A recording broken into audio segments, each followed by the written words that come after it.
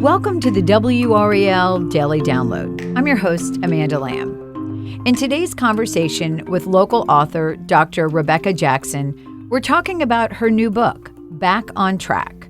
In it, she focuses on how to support children in achieving developmental milestones, something that's especially important after the learning setbacks many kids experienced during the pandemic. And this isn't just about young children. It covers the gamut from birth through the teenage years. Dr. Jackson, welcome to the program. Thanks for having me. Can I call you Rebecca? Please do. Okay, awesome. And so first, tell us about your background in child development and, what led you to write this book? Sure. My original background was as a chiropractor. So I was a chiropractor in private practice for a decade and always found myself gravitating to learning more about neurology. And as a young parent, I wanted to know what could I do to maximize and optimize my kids' growth and development beyond singing songs and playing patty cake. I wanted to know about the brain.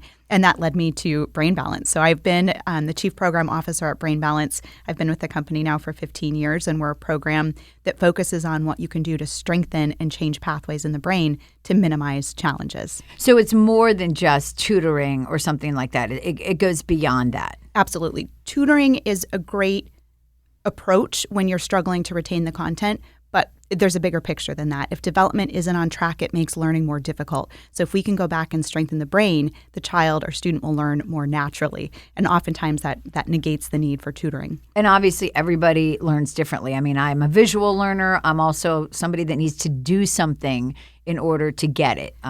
If you just show me something, I actually have to do it. So clearly the pandemic had a major impact on child development on so many different levels. I mean, academically, socially, emotionally. What can parents do now to work on those setbacks? It's such an important thing to understand that the brain is malleable and changeable. And the beauty is, especially in our kids are so resilient and their brains pick up and learn and change and adapt really quickly. But the pandemic lessened our exposure to sensory experiences, to social experiences, and that lessened exposure had an impact on development. So now we have an opportunity to step in and fill in those gaps by providing purposeful exercise and activities and revisiting those networks and pathways in the brain that weren't used as much for a lot of kids during that pandemic time. And obviously we don't tell them what we're doing. We just do it, right?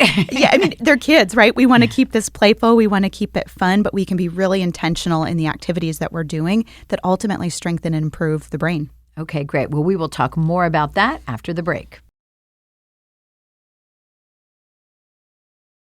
Welcome back to the WRAL Daily Download. So we talked a little bit off mic when my 23-year-old was 6 months old. She had bacterial meningitis, and obviously that severely affects the brain. We were really thankful that she survived, but they told us, we don't know what the prognosis is in terms of her development. So she was enrolled in a Wake County program for critically ill children to record her milestones, and they took her through that program until she was 18 months old. And I remember there were very specific things they were looking for to make sure she was on track. Thankfully, she was able to meet those milestones. But, not every child is in that situation. So tell us, what are some of the things that you look for, that parents can look for to say, my child might not be on track. I might need more help. Those milestones are so critical. There are benchmarks and guideposts along the way to say this early development is on track. And that early development is the foundation that leads to our higher level functions, our ability to pay attention, to regulate our mood and emotions, to control our impulsivity. And so as a parent, just watching your child, nobody knows your child better than you. So that gut instinct of, if you see your child melting down more frequently, needing more time to complete homework, or not finishing their tasks at school, if there's something that appears different from your other children or from peers, that can be a red flag that one or more of those milestones might be slightly off track. And that's not a time to panic. That's knowledge and information that can guide you down a path to help and support the outcomes. And I'm assuming your book talks about what some of these are. I mean, they may be physical milestones, walking, for example, holding a fork, language milestones, speaking, responding things like that. And then emotional, being able to handle stressful situations. Absolutely. And honestly, I wrote the book that I wished I had as a parent because there's so much information out there about what milestones look like through age 2 or what motor milestones look like. But we don't talk about what is appropriate social emotional development in a 15-year-old. What is typical anxiety and when is it time to worry? So that's one of the things that we really dig into the book is looking at what milestones look like from birth through age 18, not just until age 2, and in learning, emotions, relationships, anxiety, how we handle stress and upsets, looking at a broader range of those milestones to help you identify when things are on track and when it's time to look a little bit more closely. So how much of our children's development is biological and how much can we change with nurture and with some of these techniques? Both, all of the above. And, our environment and our genetics absolutely provide us an initial foundation.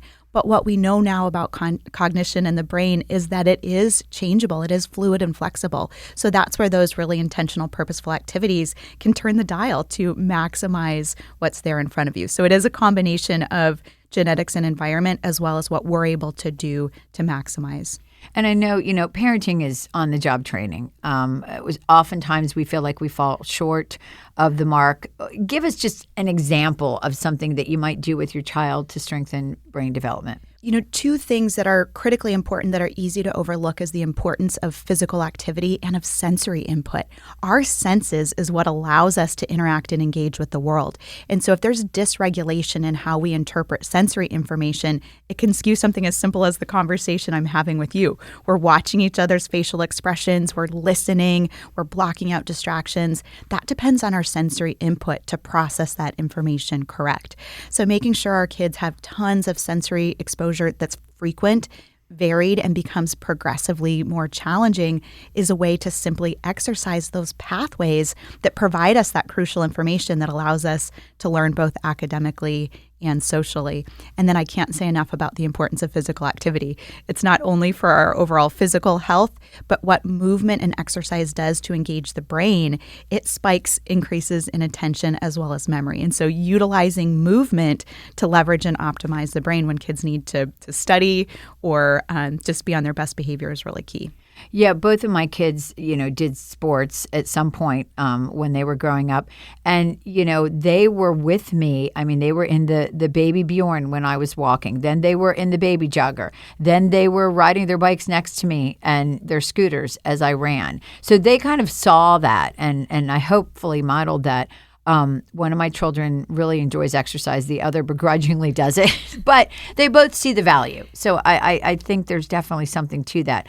It feels like we live in such a stressful world now. I think all people are feeling that, adults, children, and it's just harder, I think, to cope. And I think we're seeing a lot more anxiety and stress in younger and younger children. So I guess that's something that we really need to pay attention to and figure out ways to help them thrive. We do. We live in a very stressful world. And while we hope to never go through a pandemic experience again, we will face times of stress and change in our lives. And so understanding how stress and change drains resources from our brain, making it harder to regulate our mood and emotions, is something that we need to carry forward with us beyond the pandemic. So to know what we can do to increase our threshold of what we can tolerate for our kids and ourselves strengthens the brain so we can more gracefully approach those times of stress to be more resilient, more effective, and less reactive to what's happening in the world around us.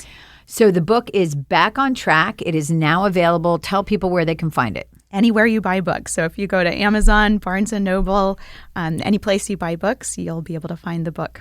Sounds like something I could have used 20 years ago. So thank you so much for spending time with us today. And thank you for listening to the WRAL Daily Download. If you'd like to hear about more things to do, places to visit, and restaurants to enjoy in North Carolina, check out WRAL Out and About, a weekly podcast from WRAL News. Find WRAL Out and About in your podcast app. As always, thanks for listening to the WRAL Daily Download.